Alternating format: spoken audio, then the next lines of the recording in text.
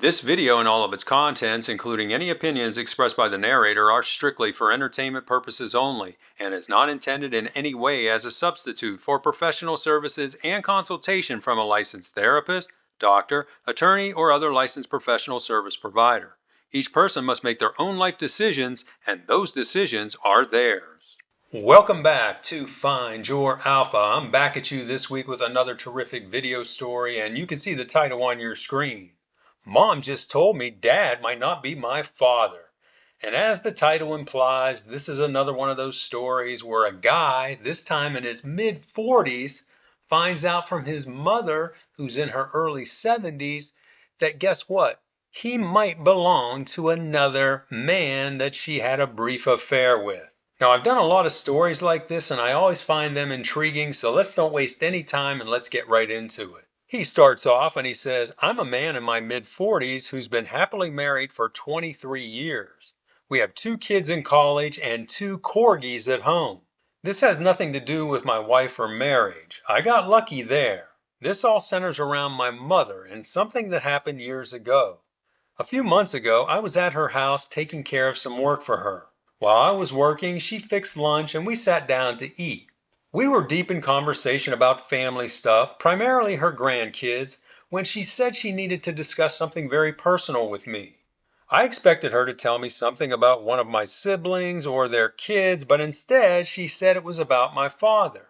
I thought that was strange, as I had just talked to him for nearly 45 minutes on my way over there, and he didn't mention anything. For background, my parents amicably divorced 21 years ago. Dad is remarried and lives in South Carolina. Mom never remarried and still lives in the family home in Kentucky. My 2 older siblings and their families live near Dad in South Carolina, while my younger sister lives about an hour away from Mom in Kentucky. My wife and I live in eastern Tennessee, midway between everyone. So his parents got divorced many years ago. I wonder why. She started out by asking if I was aware that my younger sister was going to order one of those genealogy kits. Uh-oh, here we go again with these genealogy kits. I said yes, I knew about that and informed her my wife was talking about it as well. Mom said she knew that and has been on edge ever since she heard about these tests when they first came out. I wasn't sure where she was going with this and asked what she meant. She looked away and said she was very sorry to have to tell me this. I could see her eyes welling up with tears, so I took her hand and asked her to tell me what was wrong. She told me around the time I was conceived, she and my dad were under a lot of stress. He'd been laid off for 4 months and just started a new job. They were behind on their mortgage and bills with 2 young kids to feed. To make ends meet, Dad did odd jobs and Mom took in sewing work for people. I heard this story many times over the years, so I stopped to ask her what this had to do with anything. She paused and said there was no easy way to tell me this, so she was just going to say it. She said my dad might not be my father. The OP says, boom! I, of course, was completely sideswiped and dazed by her statement. Mom continued on explaining that one of the customers she did sewing work for was a neighbor who I'll call Mr. Higgins. He and his family lived a block away from us, and at the time he was the manager of a local bank. He and his wife were a lot older than my parents with grown kids, so we didn't interact with them much. She said while hemming some of his clothing, she and Mr. Higgins became friendly and ended up sleeping together a few times over several weeks, which happened to be during the time when I was conceived.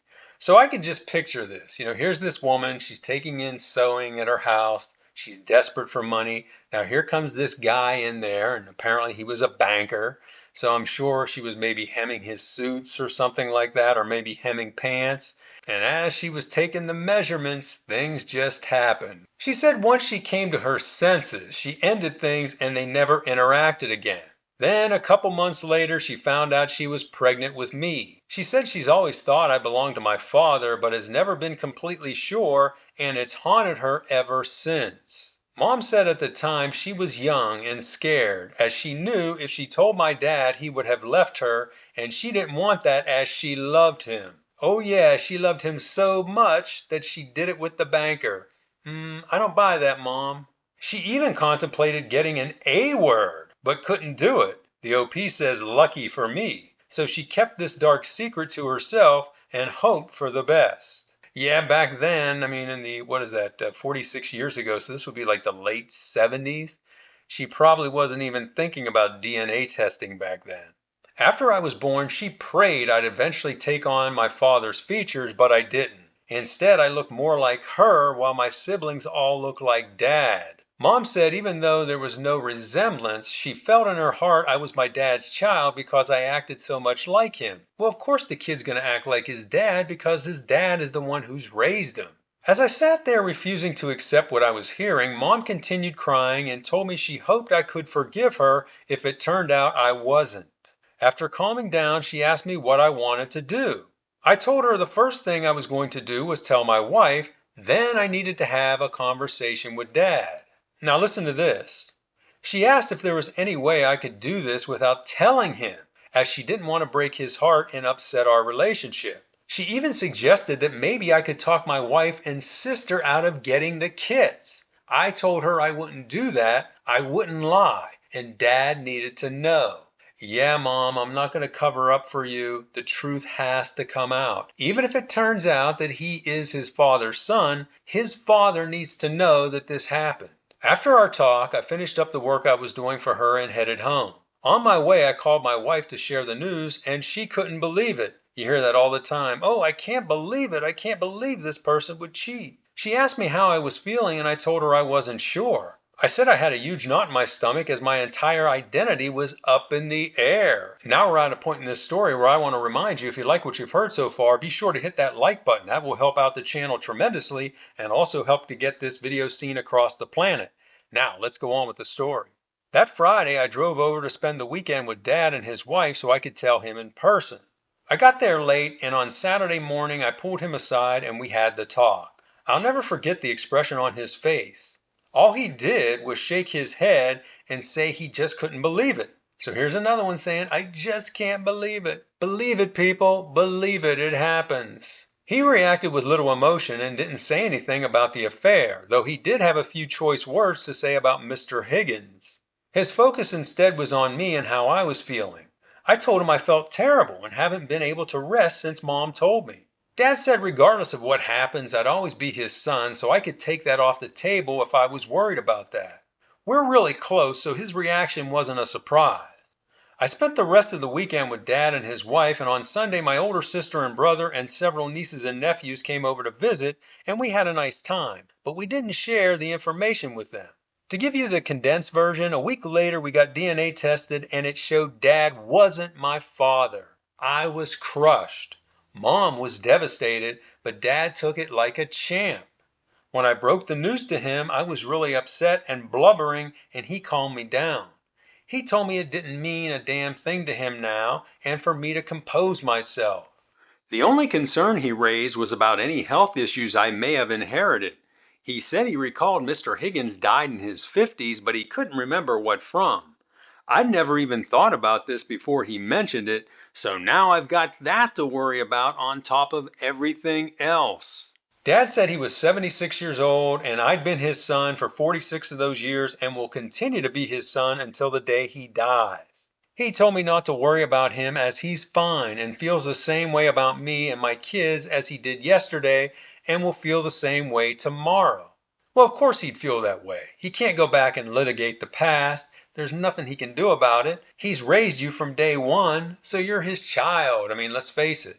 The following day, I called each of my siblings individually and broke the news.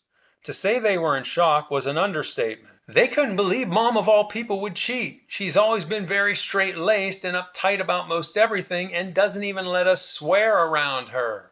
Those are the kind of people you got to be weary about. The ones that are, too much of a goody two-shoes. What are they hiding? Dad has always been the ornery one, but I guess you can't judge a book by its cover. No, you can't, and that's very good advice when it comes to women and relationships. This all went down over 3 months ago, but it still feels like yesterday to me. I think about it all the time and haven't been able to come to terms with it. Dad never mentions it unless I bring it up. To him, it doesn't matter. His main concern is when I'm coming to visit and where he wants to take me when I'm there. Conversely, Mom has taken this hard. She has tremendous guilt about this and feels like she let everyone down. We all do our best to treat her the same and keep her spirits up, but I'd be lying if I said things were completely back to normal there. We all love her, but everyone views her a little differently now, and she senses that. One thing that really upset her was after my situation was unearthed, my siblings all went out and got DNA tested too. Well, listen, I can't blame them. Thankfully, they all belong to Dad, but Mom's feelings were really hurt by this. As of this posting, I have no plans to contact my biological family. Mr. Higgins' offspring are all in their 60s now and live in different states. Mrs. Higgins is still alive but lives in a senior care facility near her daughter outside Atlanta. My wife found all this out by doing a lot of sleuthing on Facebook. I asked my kids if they'd be interested in meeting their bio family, and they emphatically said no. My son said those people were strangers and he'd have nothing to say to them, and my daughter agreed. I countered and said, what about any medical issues? Don't they want to know about that? They said we could cross that bridge if something ever happens. For now, I'm going to do my best to put this out of my mind and live my life. It seems the only people still obsessing about it are me and Mom. The more I think about it, I think Dad's approach is best. I can't do anything to change what happened, so I should just get on with it. Yes, you need to get on with this because there's nothing you can do to change it. It happened. You are who you are. Now just move forward. Your mother, on the other hand, she caused the problem, so I can understand her obsessing about it. But even for her, there's nothing that she can do to change the past, so even she should get on with her life and just move forward. Before this came to light, I counted myself among the fortunate who had great parents. If I were asked that question today, I'd say the same with one very big qualifier. And that's the end of his story. And again, here's another situation where those genealogy tests flesh out the truth, dark truths that happened many years ago. And I'm sure there's a number of women out there on pins and needles just hoping and praying that their children never think about getting one of these test kits for their family. And overall, I think, this guy and his father, they handled the situation as best as they could. Again, what are you going to do about it? The mom now is in her early 70s. Dad is in his mid 70s. They can't go back and change the past. The dad can't do anything about it. The son can't do anything about it. He loves his father. His father loves him. Just go on living, enjoy life, and be done with it. I mean, that's pretty much my advice here. And now I want to cover what I think are the morals of this story, and there are quite a few, even though it was just a very short story. The first one, female nature has been around since the beginning of time.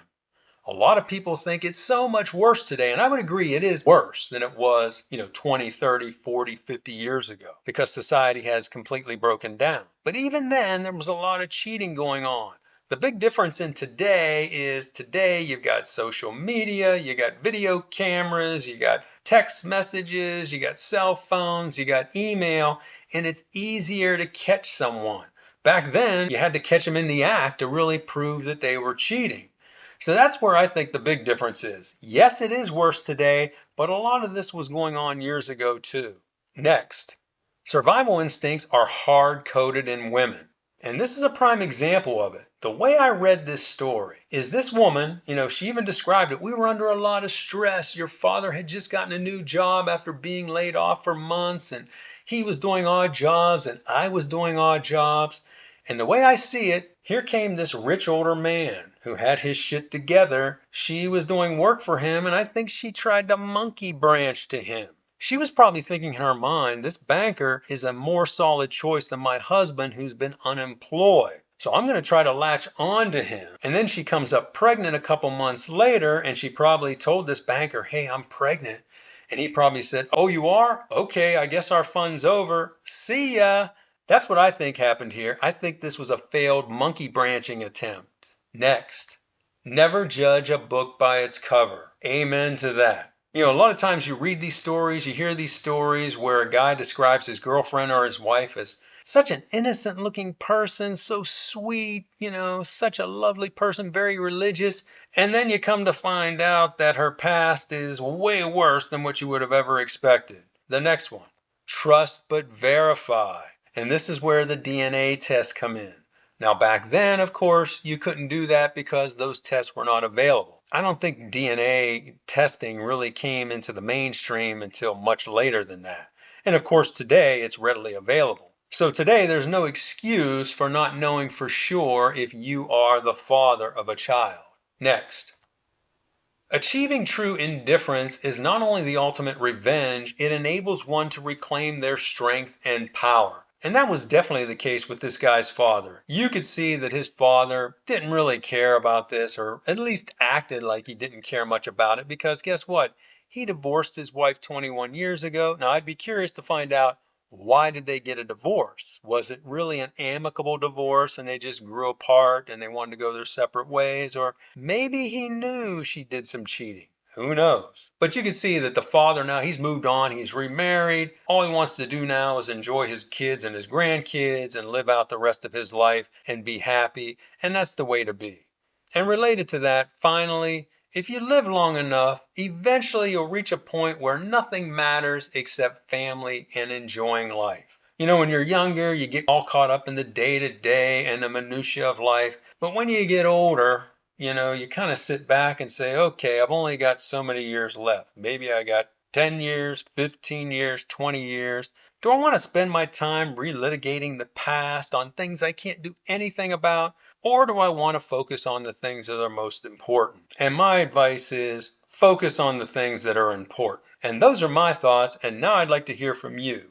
What did you think of this story? Have you ever heard a situation like this? Have you been involved in a situation like this? Tell us about it in the comments. Also, be sure to like this video, share it with your friends, and subscribe to this channel. And I will talk to you on the next one.